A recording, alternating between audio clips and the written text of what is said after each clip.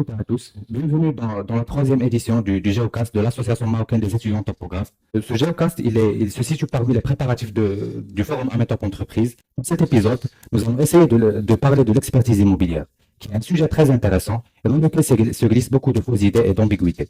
Donc, nous avons avec nous aujourd'hui M. Tarek Al-Radi, qui est expert au PCI, expert judiciaire, expert immobilier certifié MRX RV.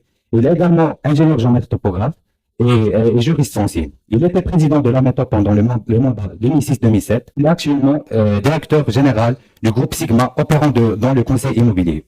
Donc, je vous remercie au nom de l'Association marocaine des étudiants topographes d'avoir accepté notre invitation. Merci. Donc, commençons un peu par la définition des concepts. Donc, à quoi consiste l'expertise immobilière et en quoi il est important?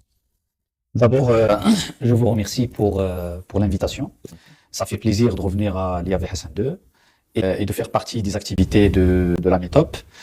Bon, s'agissant de l'expertise immobilière, déjà, il faut faire le distinguo entre expertise immobilière et évaluation immobilière.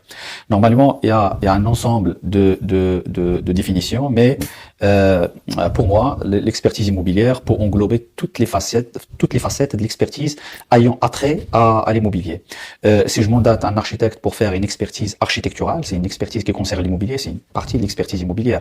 Si je demande à un génie civil de faire une expertise en matière de stabilité de bâtiments, c'est une expertise immobilière également.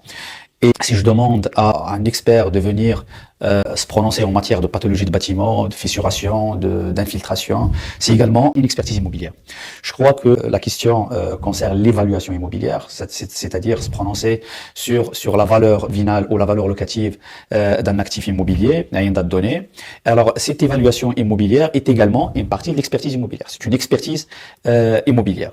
Donc, l'expertise immobilière, si on veut partir vers une définition un peu simpliste, c'est de se prononcer sur la valeur locative / finale d'un bien immobilier à une date donnée. Je crois, à travers les prochaines questions, on aura le temps d'entrer dans les tenants et les aboutissants des déterminants de la valeur et des étapes de l'expertise immobilière et également des méthodes les plus utilisées en matière d'expertise immobilière. Alors, s'agissant de son importance, l'importance de l'expertise immobilière, c'est en fonction de la partie demanderesse en fait. Parce que l'expertise immobilière peut être demandée par des banques dans le cadre de crédit hypothécaire pour aller se prononcer sur la valeur d'un actif immobilier qui va venir en garantie des fonds versés par la banque ou à la personne objet de crédit ou là qui a bénéficié du crédit hypothécaire. Donc c'est important de protéger la banque quand elle vient réaliser son hypothèque pour pouvoir se rembourser correctement. Il faut vérifier est-ce que l'actif immobilier couvre la valeur des fonds versés par la banque. Il y a également le cas d'un acheteur et d'un vendeur pour pouvoir se prononcer sur le juste prix, pour pouvoir dire voilà la valeur avec laquelle je vais céder mon actif ou je vais acheter un actif immobilier. Je dois avoir une compréhension éclairée du marché pour pouvoir négocier de manière saine et claire la valeur soit locative, soit finale. Il y a également le cas de l'héritage, c'est un cas qui est répétitif et les litiges en matière de valeur finale de biens objets d'héritage remplissent les tribunaux, on veut dire. Alors le décujus ou le défunt a très bien travaillé et la ramasser une bonne fortune qu'il a laissée à ses héritiers. Que les héritiers viennent trouver une solution pour le partage, c'est pas toujours évident, c'est pas un partage en numéraire, c'est en fait un partage d'actifs immobiliers qui ne sont pas fongibles. C'est-à-dire un bien ne ressemble pas à un autre. Il faut se prononcer sur la valeur de la villa, la valeur de la ferme, la valeur de l'appartement pour pouvoir partager entre les héritiers, soit avec soult ou sans soult. Il y a également les aspects fiscaux. Alors les aspects fiscaux, la plupart des impôts marocains, ils sont basés sur des assiettes, je dirais, soit vinales, soit locatives. Il y a les taxes qui prennent comme base enregistrement par exemple au TPI, et il y a les taxes qui prennent la valeur locative comme la taxe sur les services communaux ou la taxe d'habitation. Donc, c'est très important de connaître la valeur vénale d'un actif et il y a une maturité que connaît actuellement le marché immobilier marocain.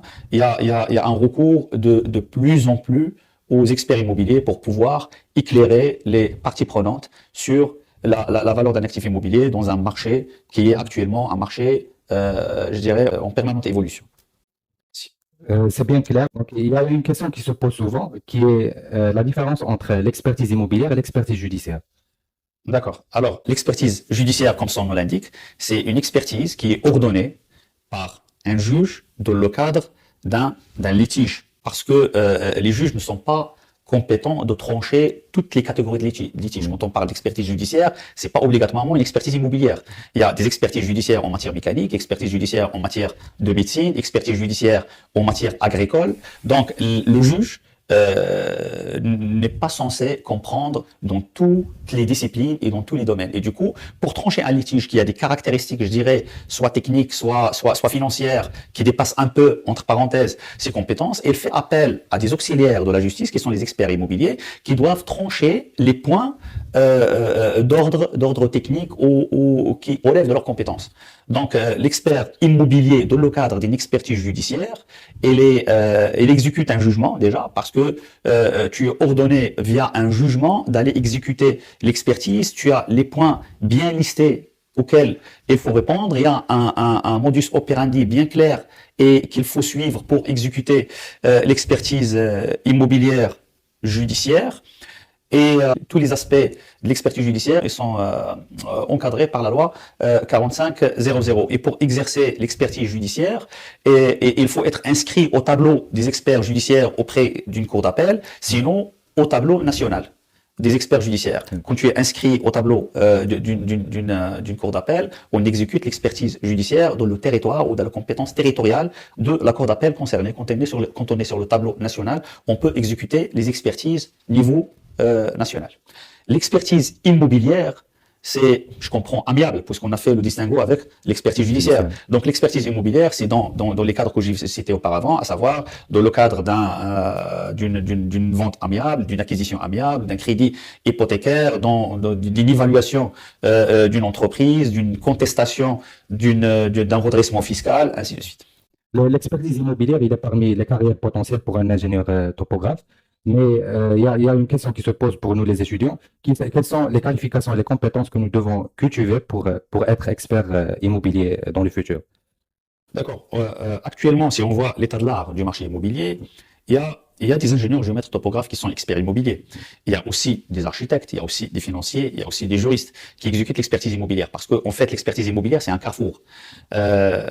Pour se prononcer sur la valeur d'un bien immobilier, il faut le diagnostiquer premièrement techniquement. Il faut comprendre le bien immobilier. Il faut faire une inspection en bonne et due forme pour pouvoir cerner les aspects physiques de l'actif immobilier, sa surface, sa position, ce qui est déjà construit. Il y a des aspects également juridiques. Il faut voir les occupations qui concernent l'actif. Est-ce que ce sont des occupations légales, des occupations illégales? Il faut voir les contrats de baux qui sont signés et qui rend l'actif momentanément indisponible, parce que quand tu loues un actif immobilier, tu n'as plus l'actif, mais plutôt tu as le revenu mensuel que tu peux toucher, parce que c'est le locataire qui jouit de l'actif dans cette période. Il y a des aspects financiers également. Il y a un ensemble de méthodes qui font appel à des notions financières, des notions de calcul de valeur actuelle nette, d'actualisation, de capitalisation de revenus et des ventilations de cash. Il faut prévoir le cash potentiel qu'un actif immobilier pourra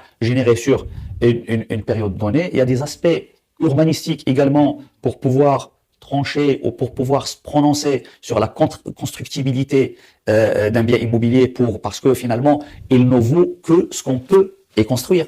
Donc, il faut savoir lire les notes de renseignement, comprendre l'importance et la force de chaque document d'urbanisme et éventuellement sa durée de vie également.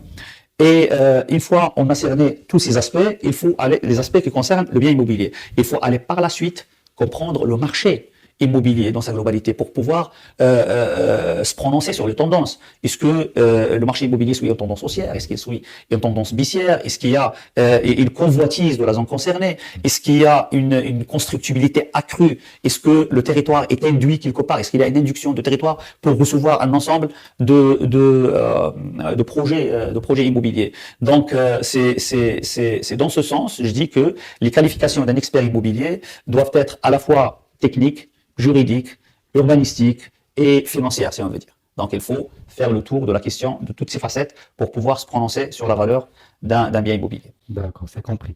Donc, en ce qui concerne la législation, est-ce qu'il y a une loi qui encadre l'expertise immobilière au Maroc? Alors, à part à part la loi 4500 qui encadre l'expertise judiciaire, ça veut dire dans le cadre d'un litige ordonné. Ça veut dire que l'expertise est ordonnée par un juge. Il y a l'expertise immobilière amiable. Il y a l'article 1er de la loi 3093 des ingénieurs géomètres topographes qui a cité parmi les attributions l'expertise foncière en version française et el-khibra al-aqariya en arabe, malgré que la bonne traduction de l'aqar c'est l'immobilier. En français, normalement, il fallait mettre l'expertise immobilière, mais actuellement, l'article 1er cite parmi les attributions l'expertise foncière. Est-ce que dans le sens de l'expertise valeur finale, évaluation, ou dans le sens d'une expertise foncière ayant relation avec les attributions de l'ingénieur géomètre topographe. Ça veut dire intervenir pour trancher la conformité physique ou géométrique de l'actif avec les plans autorisés ou trancher l'emplacement de l'actif. De toute façon, c'est le premier texte qui parle de l'expertise foncière. Et il y a un ensemble de professionnels actuellement qui adhèrent à des organisations internationales comme l'ARIX par exemple, qui imposent un cadre éthique bien clair et qui dote les experts par un ensemble de documentation sur les best practices en matière d'expertise immobilière. Donc, à part ça, il y a la loi qui concerne les OPCI. C'est la première loi qui institue un agrément en matière d'évaluation immobilière.